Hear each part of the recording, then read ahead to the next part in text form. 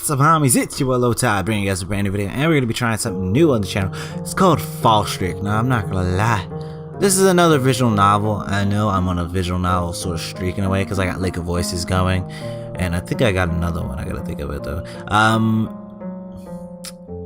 I wanted to try this game out. If you guys are seeing this means the game went well, or decent, at least. I'm interested to see how it's going to go. I don't remember exactly what made me download this visual novel, but I know there was something that interests me about it. I don't remember. I know I'm great at setting up these videos. Alright, so let's just hop right into it. We're going in blind, like always. Let's just start.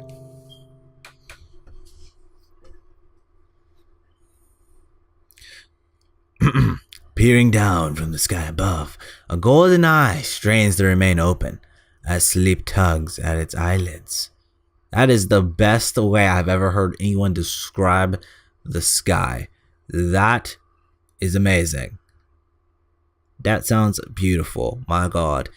See, when they said a golden eye, my mind went to Horus, that fucking Egyptian guy. You know what I'm talking about. A solitary house lies draped in its fading warmth, nestled in the land like an egg, waiting to hatch. As its side stands a weathered old tree. The swing that hangs from it rests in utter stillness, lacking any wind to stir it. And there's lie me, sleeping Goldilocks. Within the house, silence settles softly around the figure of the sleeping young girl, like the downy feathers of a newborn chick. Her eyes flicker and shift as she begins to awaken.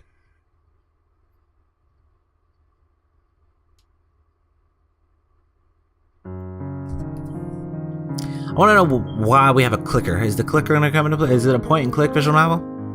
If it is, it's sort of interactive in a way. The first breath of awakening escapes my lips as the world fades into view like after a dream. A ceiling different from the one that belonged to my bedroom could be seen, dappled in golden light. I see, upon falling asleep, I had returned to this place. A timeless realm that existed somewhere between the waking world and the world of dreams, a place where one never went hungry and the sun never moved from its spot in the sky. Once again, I was back at that place. The place. The legend. The myth. Heaven. No. Okay. Once again, I was back at that place. Sorry. Adelice is her name? Okay. Though time wasn't an issue in the Golden Dream, sitting around became unbearable rather quickly. Let's go outside and enjoy the glorious sunset that is the sunset. The vivid golden light of an eternal sunset fills my vision as I exit the house. With no particular destination in mind, I start moving my legs towards the horizon. We gotta catch the horizon, boys. Eventually, the house behind me shrinks to a tiny dot in the distance. Catch the horizon, I say. But even then, green grass is the only thing that stretches out before me. If we keep going, maybe we'll get there. Reach for the stars. I had done this many times already, so I knew. The Golden Dream was a wrapping world. No matter what direction you went, if you continued in a straight line, you always ended up back at the house. Isolated and closed off, it wasn't wrong to think of the Golden Dream as a present. See, it's just a loop, don't worry about it. We can get there, we can break through the skies. Reach for the skies. But if so, the waking world of Soctrin was just as much of a prison. It's going to be a hassle to walk a full loop back around to the house. Ah, you're here. A presence had appeared at my side during my aimless wandering.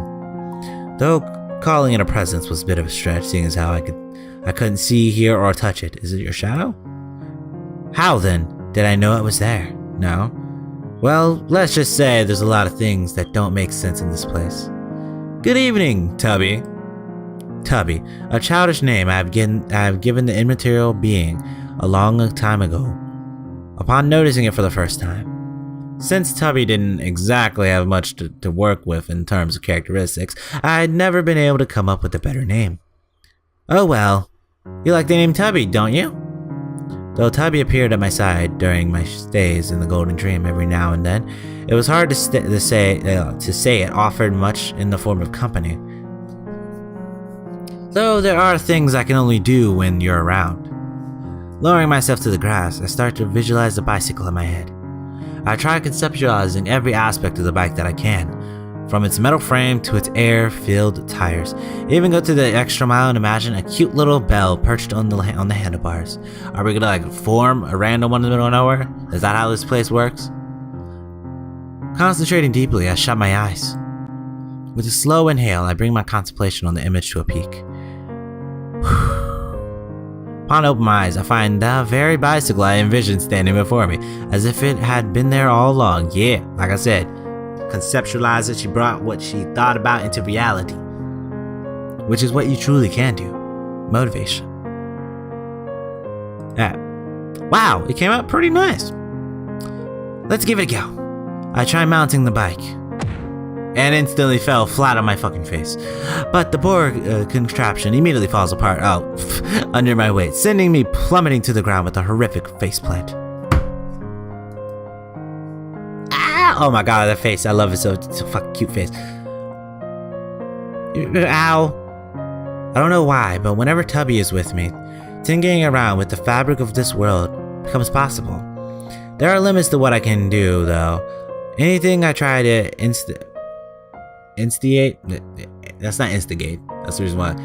Initiate. That's not initiate. Instinate possesses complete validity to my vision, so complications arise if I don't truly understand what I'm trying to conceive. Though I understood the general theory behind how a bike worked, when you get down to the nitty-gritty, it's a complex machine that requires many parts to work together in harmony to perform its function. You are correct. Oh well, not planning on being a bicycle mechanic when I grow up anyways. Disheartened, I detach the bell from the broken down bike and give it a ring as I resume my journey on foot. But it only creates a dull and pitiful sound like clapping wood before clumping to dust in my hand. Well, looks like we can cross the building bells off of our list of ambitious dreams as well. We cannot ding-dong like we should be able to ding-dong, bing-bong, cling-clong. Upon returning to the house, I stop and ponder the motionless swing under the tree. Several hours had probably already passed. Not that it really mattered. Before it knew my bad. I'm fucking horrible with English. Alright, before I knew it, the tree was creaking and groaning overhead like a grandpa cajoled into giving a kid a piggyback ride. As I sway through the air, my thoughts stray onto a particular avenue. I wonder if God has foes. I wonder, does he? I mean, it's not like there's something called hell, but no. I wonder if God has foes. The nature and the veracity of such an instance aside, it was the implication of being all-knowing that interests me. You know, if I could actually meet God, first off, if I believed in Christianity, if I could meet God, if I was Christian or just in general, I would probably have a deep conversation with him. Not about like the world or anything. It'd probably be like about him, because I like to know how people I like to pick people's heads and get to know how they think. So it'd be one of those. And also, probably if you could send me to another world, yeah, I'm gonna live an anime life. Okay, ominous. Okay, ominous. That's not ominous, is it? No. What the fuck? In a way, it could be said I possessed a certain degree of it when it came to the Golden Dream. There is nothing that ever happens here without my knowledge, after all, because nothing changes in this place unless I dictate or define so. I wonder if it's the same. I wonder if, from God's perspective, the universe doesn't change unless they dictate it or define so. If so, I can't think of ominous as anything more than a curse. In my time, and the Golden Dream has taught me anything, it's that experiencing new events beyond your control is an irreplaceable treasure. There's beauty in having things happen, even when you do not will them to. But looking forward to a hopeful tomorrow, full of seemingly endless possibilities, is a privilege of the transient and unknowing. From an omniscient being, nothing is random, nothing is unexpected, and nothing is unknown. So you have no true treasure in life. That's gotta suck. Tomorrow would only hold the promise of predetermined eternality. Why am I really bad with fucking English? I've spoken my whole life. Okay, it would be like being trapped in the golden dream forever. Just imagining it feels suffocating. Huh. Anyways, your turn, Tubby. Bringing the swing to a halt, I turn a seat on the grass. I take a seat. I take a seat on the grass and cover my ears. Darkness fills my vision as I shut the everlasting sunset from my eyes. If there was one thing that kept my mind from breaking into golden purgatory, it was that I had Tubby by my side. Even though Tubby never acts on its own without my input or prompting, the fact that his presence allows me to believe in a will other than my own is my lifeline. When I let go of my ears and open my eyes, I briefly hear the sound of creaking and cracking, a crack in the back. That's bad because that's how rap is nowadays.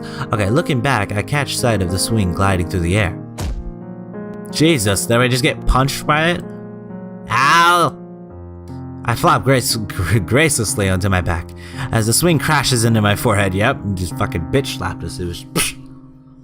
You're such a bully, Tubby. With such a nice face on while saying that. You're such a bully, and like, I love you. Though everything had transpired according to my design, putting the blame on Tubby instilled much needed color to the bleak reality. It'd be nice if we could play together. Playing the swing wasn't as fun when there's no one to push you. I mean, you can push yourself, but okay.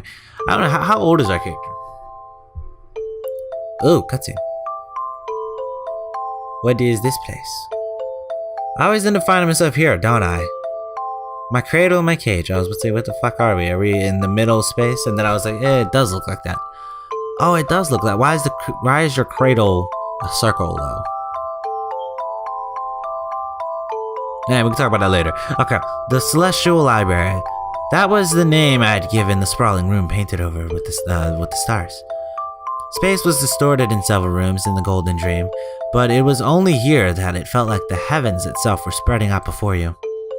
What should I read today? Books that couldn't be found in the waking world, and books that spoke of the universe beyond Socrates' closed realm. There was nothing in this garden of knowledge I had left unread. But it wasn't like I had anything else to do. Picking out a book at random, I settled down on a comfy clove on the second floor. Go ahead and read too, Tubby. I shut my eyes for a bit as I addressed Tubby.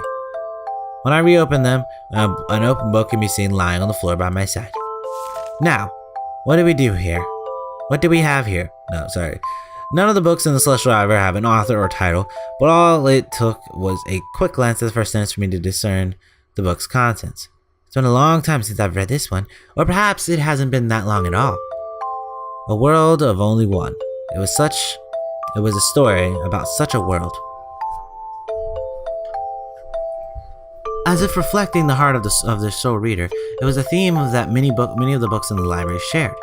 Now then, take me away once more. Let me slip and fall between the pages, the lines, the words. If only for a moment, I shall dream. Is that what this game's about? You get to go into like the books and stuff? Real quick, I'm gonna read. I mean, not read. Fuck, that's what we're already doing. I'm gonna drink some water.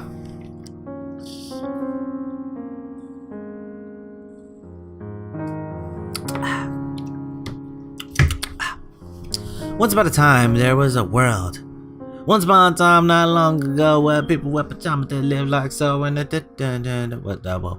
public land. There was a little boy who got misled by another little boy, is what he said. Me and you gonna get some cash, robbing old folks and making a dash.